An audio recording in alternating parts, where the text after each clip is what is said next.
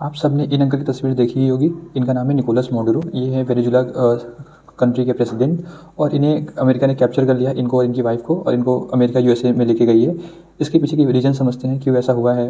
Basically क्या real reason है, क्या जो रीज़न बताया जा रहा है वो इसमें डिफरेंस क्या है, इस पे हम आते हैं। पहले इसको जानने के लिए इसकी लोकेशन जानना बहुत आवश्यक है।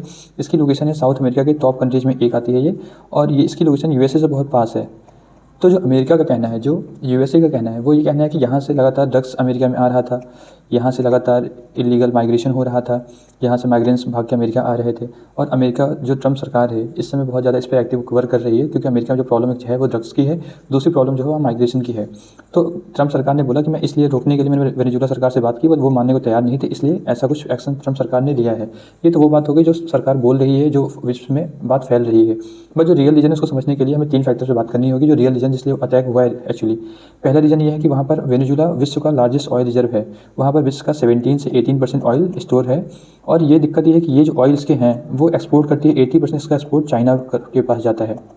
चाइना यहाँ ठीक ठाक इंपोर्ट अपना ऑयल करती है। तो इससे दिक्कत क्या हो रही है? इससे दिक्कत ये हो रही है कि जो यूएसए है, चाइना और यूएसए एक दूसरे में एंटी हैं, और यूएसए कभी नहीं चाहता कि चाइना इतना ज़्यादा उसके बगल से इतना ज़्यादा एक्सपोर्ट करे और इतना कंट्री उसके पास आ जाए।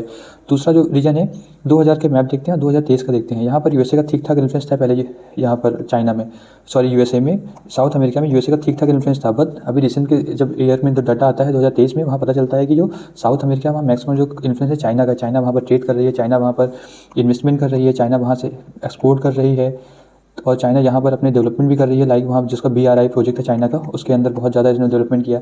तो ये बेसिकली 2 रीजन होगा। तीसरा रीजन ये है कि यूएसए जो फॉलो करता है उसको वो बोलते हैं मॉन्ट्रियो डॉक्ट्रिन को। इनका मतलब क्या है, वो एक्स्ट्रा हेमिस्फेरिकल पावर से अपने आप को प्रोटेक्ट करते हैं, अपने आप को, मतलब कि नॉर्थ अमेरिका साउथ अमेरिका को इस तरह की पावर से, लाइक इसमें यूएसए भी आती है, इसमें चाइना भी आती है, इनसे प्रोटेक्ट करती है कहीं ना कहीं। तो ये बेसिकली 3 वजह थी जिसलिए रियल में अटैक हुआ है। और ये जो वजह थी जो हमने बात की ड्रग्स वाली और माइग्रेशन वाली, इसकी वजह से अमेरिका ने अटैक किया। इस पर अपना व्यू जरूर रखिए। क्या ये वैलिड है कि कोई पावरफुल कंट्री किसी कमज़ोर कंट्री पे अटैक कर दे, उसके मिनरल्स को कैप्चर कर ले? इस पर अपना व्यू जरूर रखिए।